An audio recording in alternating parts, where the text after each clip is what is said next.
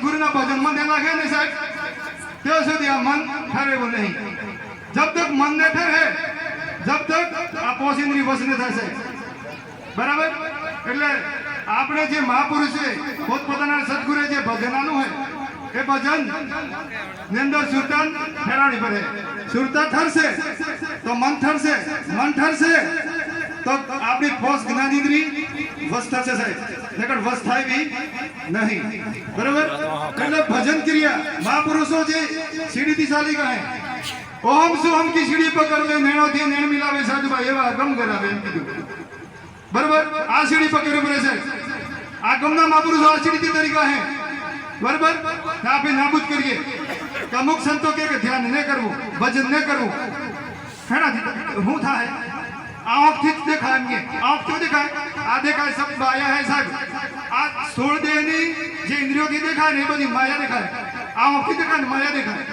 પણ મનની જે સુરતા હે આ સુરતાથી ભજન કરવું પડે છે.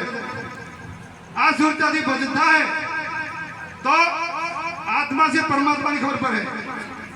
આપણો જીવ તત્વ હે પરમ તત્વમાંથી છૂટો પડેલો છે. તો પરમ તત્વની અંદર મળવા માટે આ સ્થૂળ દેહની અંદર રહી સદગુરુના ભજન શબ્દનું ભજન કરવું પડે. તો જીવ તત્વ હે ને પરમ તત્વમાં મળે. પરમ તત્વમાં મળે એવું નહીં છે. એટલે ભજન ક્રિયા વગર કશું થાય એવું નહીં. બરાબર. એટલે પોતપોતાના જે ગુરુએ ભજન આલું હોય એ ભજનનું રટણ કરજો. રટણ વગર કોઈ મેળ પર હેવો નહીં.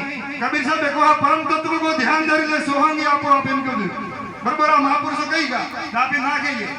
આ સાધે ને છે મહાપુરુષોની આકમણીનો જે વિચારો હે વિચારોનો અનુભવ શરીરને આપણે હેડવું પડે તો કંઈક થાય.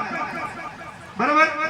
એટલે જે મહાપુરુષે કહું હે રહેવું પડે અને આપણી પોતાની રેણીમાં રહેવું પડે.